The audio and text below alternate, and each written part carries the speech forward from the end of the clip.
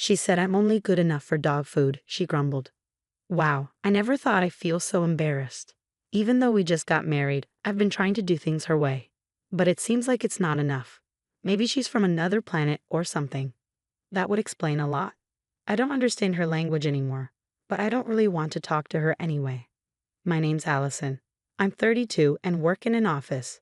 I think I got into games because of my older brother who loves them. I've loved games since I was little, especially ones where I pretend to be someone else in a made-up world. I've made a lot of friends online, including my husband Carmen. We both love the same game and have our favorite characters and spells. Whenever a new game comes out, we go buy it together. After hanging out like this for a while, we started to like each other and decided to get married. Carmen's parents are Stanley, who's often away on work trips, and Bianca, who takes care of things at home. Stanley's hardly ever home because of his job. Carmen's grandma, who has Alzheimer's, lives with them too. She's been having a hard time remembering things, especially since Grandpa started traveling. It was a big surprise for everyone. Bianca takes care of Grandma because Carmen used to live alone. So it's just Bianca and Grandma at Carmen's parents' house. I worried about having to take care of someone who wasn't even my parent someday. But Carmen's parents are still healthy, so that day seems far away. I felt pretty relaxed until I got that one phone call. One day, I had some free time, so I finished up my chores and started playing my favorite game. Then, I heard a strange sound in my room. What's that noise? Oh, it's my phone ringing. I don't usually get calls, so I forgot what my ringtone sounded like. When I saw it was Bianca calling, I felt a bit nervous. It was the first time she had ever called me, and I wondered if something was wrong. So I answered quickly, saying, "Hello." "You took your time. It's common courtesy for a responsible adult to answer promptly when someone calls." Her sudden sarcasm made me want to hang up, but I stayed on the line. "Sorry, I'll try to be quicker next time. What can I help you with?" "As if you have time off on your days off, right? Playing with those silly games? You should be doing your duties as Carmen's wife." After Bianca abruptly hung up, she told me to visit Carmen's parents' house on my next day off. I felt bewildered for a while. Why did I have to deal with sarcasm from a rare phone call? I thought about ignoring it, but she's Carmen's mother, so I figured I should just hear her out. That's how I decided to approach it. Later that night, I told Carmen about the call. "I'm really sorry. It might be a hassle, so you don't have to come with me." It was reassuring to hear him say that, even though it was frustrating. Sometimes I just need a place to unwind after work. "Hello." "Oh, Allison, is something on your mind?" Susan from the pottery school greeted me warmly. I went there feeling lighthearted, but now I'm fully engaged in conversation. Susan is around the same age as my grandma, but still vibrant and ready to listen to my problems. She's like a mother figure to everyone. Pottery is fun, but I mostly come here to chat with Susan. "Listen to this, Susan," I began, venting to my friend. I got a rare call from Bianca, and it was just one sarcastic comment after another. "You must have plenty of free time," she said, "or do your duty as a wife." I never expected to hear such outdated remarks. Susan always listens to my complaints without judgment. Just ignore Bianca's nonsense. There are still plenty of old-fashioned people out there. People who talk like that often have double standards. My son's wife deals with the same thing. While I may not have lucked out with Bianca, I'm surrounded by kind people like Susan. It naturally encourages me to keep pushing forward. On my next day off, I followed Bianca's instructions and went over to my in-laws' house. When I parked and approached the door, Bianca was already waiting there. "Oh great," I muttered nervously, trying to keep calm. "Good morning. You're supposed to be here 30 minutes earlier. Don't keep your superiors waiting," she scolded. I had just arrived, and already I wanted to turn around and leave. I can understand being punctual for work, but why should I be scolded for her convenience? Besides, arriving 30 minutes early can be inconvenient for the other person, which I didn't want to do. "Well, it's only 10 minutes early," I tried to explain, but she cut me off. "Don't talk back. Am I running a military camp?" I sighed, feeling defeated. I will never trust this person again, no matter what. And I won't ever agree to take care of her when she's old, even if she offers me a lot of money. No way. "Fine then, you're late for our appointment. Anyway, I'm leaving now," Bianca said, ready to walk away. "But wait," I stopped her. "You call me here without any explanation, and I have no idea what's going on. Well, I'm going out until tonight, so you'll have to come here on your days off from now on, do the housework, and take care of the person in the back room, Bianca said before driving off. I've never met someone so difficult to communicate with. She seemed nice when I met her with Stanley and Carmen, but that wasn't the case at all. I thought about just going home without doing anything to avoid getting yelled at again. But more than that, I hadn't met my grandmother-in-law yet. Bianca had mentioned her, but since she didn't understand, she decided I didn't need to come to the family wedding. By the way, we only had a simple meal and didn't have a wedding ceremony. Carmen and I were supposed to visit her together later, but our days off never lined up, and embarrassingly, we never made it. As I opened the entrance door, a shocking sight greeted me. It was a mess. It wasn't quite a garbage dump, but it looked like it wouldn't take long to become one. The room was cluttered with stuff, and there was a pile of laundry, clean or dirty, scattered on the floor. The kitchen sink was overflowing with dishes. Dust was gathering in the corners, and it was visibly disgusting. The last time I was here, the place was clean and tidy. What on earth happened? This is awful. As I pondered, I heard noises coming from the back room. Ah, it must be my grandmother-in-law, I thought, deciding to go and greet her. Excuse me. Since the day Bianca called me, I've been going to my in-laws' house as instructed. I've come to realize that Bianca probably spends her days out and only comes home late at night. She doesn't seem to take care of the house or her grandmother-in-law at all. While she bosses me around, telling me to fulfill my wife's duties, it's clear she isn't doing much herself. Maybe she got carried away because I obeyed her commands. She once loudly said, "I'm relieved that Carmen, who always plays with toys, finally brought home a wife. But after all, a wife is just a stranger. I guess you're like a free housekeeper. In this day and age, treating your son's wife like this is completely unacceptable." Of course, I told Carmen everything Bianca did, and he kept apologizing every time he heard about it. "You don't have to go to that house anymore," he would say. He even offered to talk to Bianca himself, but I asked him to hold off because I had a plan. I kept visiting my in-laws' house because I was worried about my grandmother-in-law. When Carmen saw that she and I got along well, he was really pleased. After a few months of those routine visits, while I was cleaning my in-laws' house as usual, Bianca said, "There's a memorial service at the end of this month and people will gather. Just make sure you don't say anything unnecessary, all right?"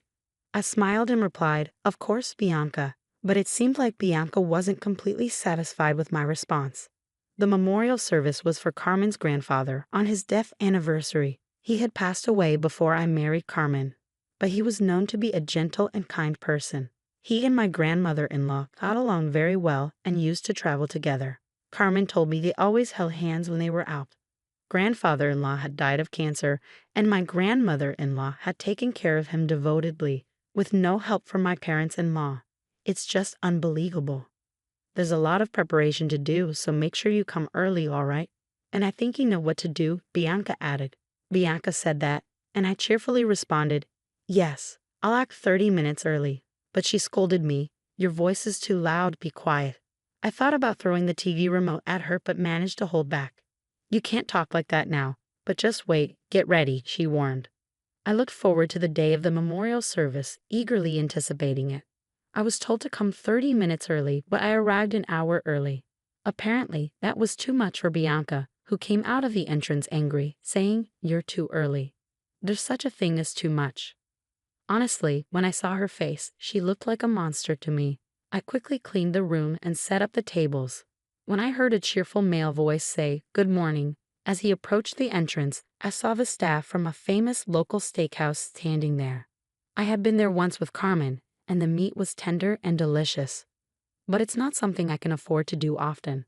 Ignoring me, Bianca eagerly engaged with the handsome staff, saying, "Good morning. Nice weather today, isn't it?"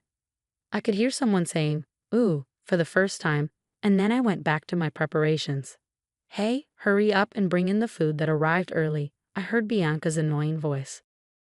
Resignedly, I headed to the kitchen, thinking yes, yes. But there, I noticed something odd. "How, Bianca, there's one meal missing. Is this a mistake? Should I call?" When I said that, Bianca smirked and said, "It's not a mistake. I never prepared a portion for you." I was shocked. I never expected to be treated this way. Everyone's gathered today, And you, my son's wife, won't even have time to eat. How rude, she said. It felt like she was praising me, but I felt angry. Even though I didn't argue back, she seemed pleased and said, "You're just like a maid. Come on, say bow." Then she brought out leftover dog food from when they used to have a dog at my in-laws' house. I couldn't help but laugh at her humiliating gesture. I couldn't understand this woman at all. I thought maybe she was from another planet or something. I didn't want to talk to someone I couldn't communicate with, so I pretended to speak an alien language and shouted at her. For a moment, Bianca looked scared by my sudden behavior. "Are you crazy? Are you making fun of me?" she asked. "Yes, maybe I am. I've been putting up with this for a while now. I don't like living with someone as mean as you," I replied. "I don't know what you're upset about, but would you be happy if we got a divorce? No way. I won't allow it.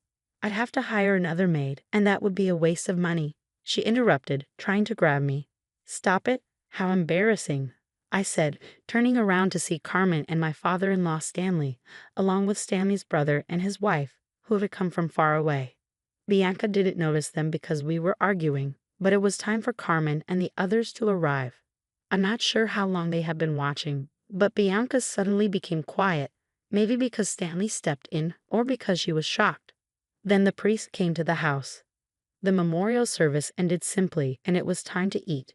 But my grandmother-in-law stayed in her room, saying she wasn't feeling well.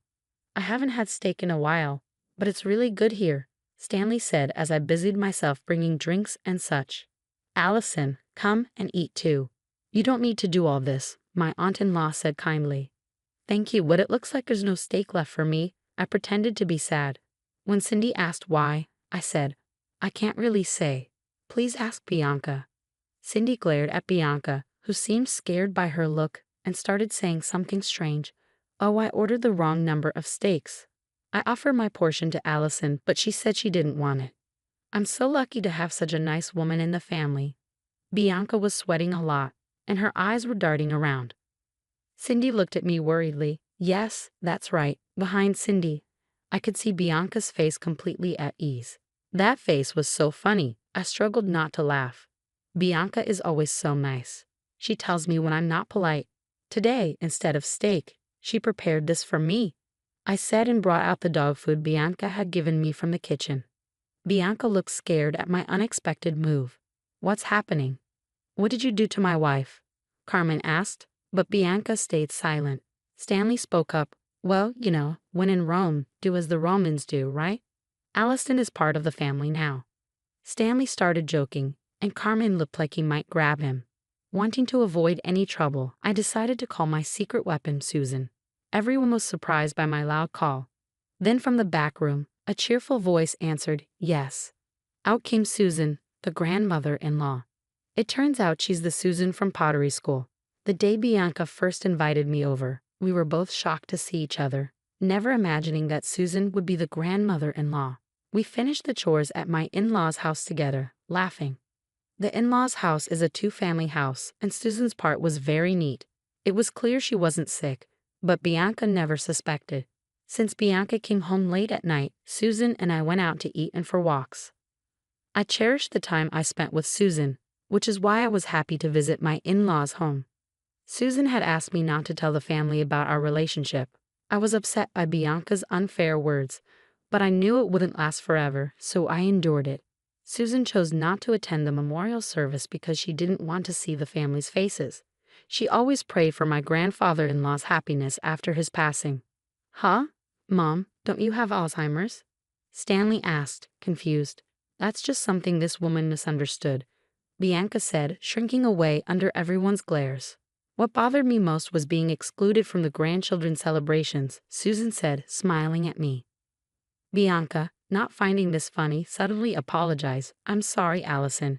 You've always been distant to me. I was frustrated, and that's why I played that prank today. I truly regret it, but if you had been kinder from the start, maybe I wouldn't have.